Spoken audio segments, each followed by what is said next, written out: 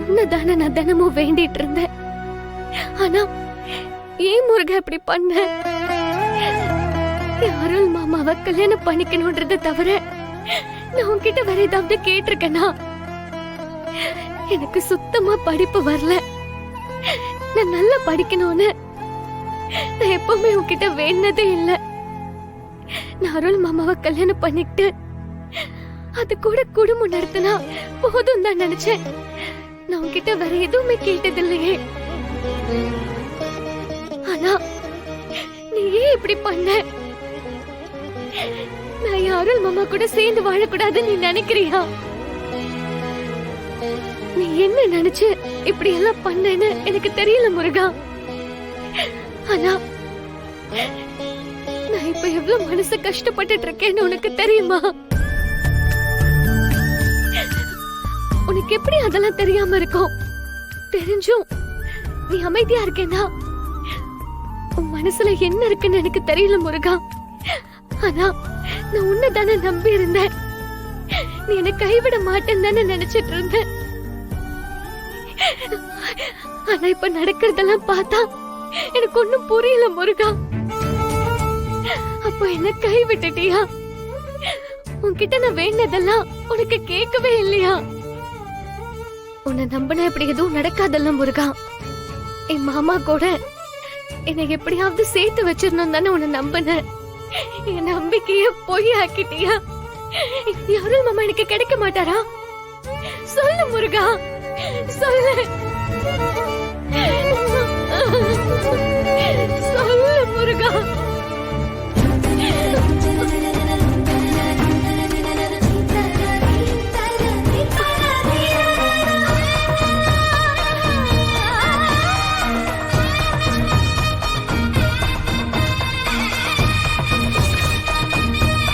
முருகா, நீ இப்போ என்ன சொல்ல வரேன்னு எனக்கு புரியல. ஆனா நான் வேண்டது எனக்கு நடக்கும்னு நீ சொன்ன மாதிரி நான் நினைச்சுக்கிறேன். நான் தான் ஏதோ தப்பு பண்ணிருக்கேன் போல இருக்கு. ஒருவேளை என்ன மாதிரியே அருள் மாமாக்கும் இந்த கல்யாணத்துல இஷ்டம் இல்லையோ? பெரியவங்க எல்லாம் முடிவு பண்ணிட்டாங்கன்னு என்ன மாதிரியே அருள் மாமாவும் பயந்துகிட்டு எதுவும் சொல்லாம இருக்குதோ? அன்னைக்கு நந்தினிக்கு கால் அடிபட்டப்ப கூட அருள் மாமா பரிதாபப்பட்டுதான் தூக்கிட்டு போயிருக்குமோ?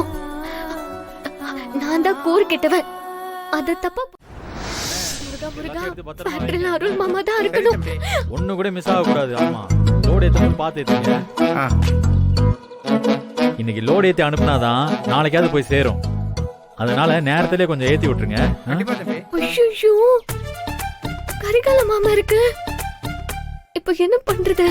பார்த்தா பிரச்சனை ஆயிடுமே.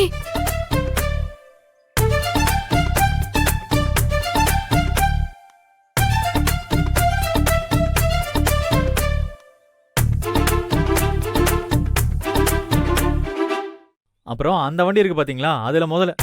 ஐயோ, சரி, நீங்க போய் லோட் ஏத்துறதுக்கு நான் வேலையை பாருங்க. சரியா? வாங்க போலாம்.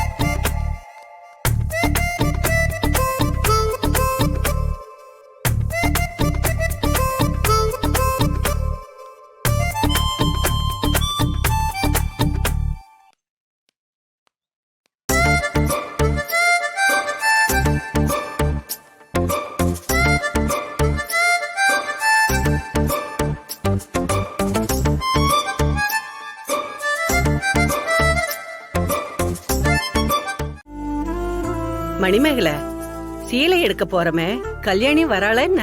அவ வராம எப்படி அத்த? இல்ல, ஒரு மாதிரியா மூஞ்சி தூக்கி வச்சிட்டு இருக்காளே, அதான் கேட்டேன். எதுக்குதான் அவ இப்படி இருக்காளோ தெரியல. எந்த நல்ல விஷயமும் நம்ம வீட்டுல நடக்க கூடாதுன்னு கங்கணம் கட்டிட்டு திரியறாளே. யார பத்தி பேசிட்டு இருக்கீங்க? உன்னை பத்தி எதுவும் பேசலாத்தா?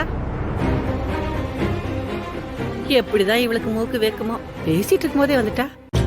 கல்யாணி, அத்தை ஆஞ்சு வச்ச கீரைய கொஞ்சம் கடைஞ்சு தாளிச்சு வைக்கிறியா?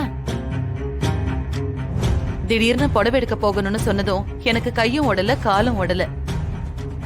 இன்னைக்குன்னு பார்த்து பருப்பு உருண்டை குழம்பு வேற வச்சிட்டேன். அது அருளுக்கு சுத்தமா பிடிக்காது. அதனால நீ கீரைய மட்டும் பாத்துக்கோ. நான் அருளுக்கு பிடிச்ச மிளகு ரசம் வச்சிடுறேன். அருள் மேல பாசமா இருக்க மாதிரி ஏன் இப்படி நடிக்கிறீங்க? நடிக்கிறேனா?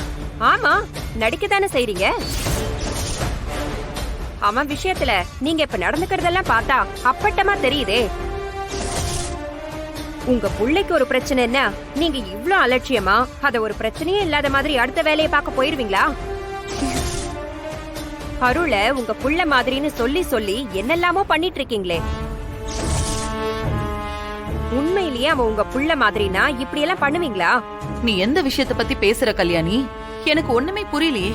ஆமாமா, உங்களுக்கு ஒண்ணும் புரியாது. அப்படியே புரிஞ்சாலும் ஒண்ணுமே புரியாத மாதிரி நடிக்கிற ஆள் தானே நீங்க.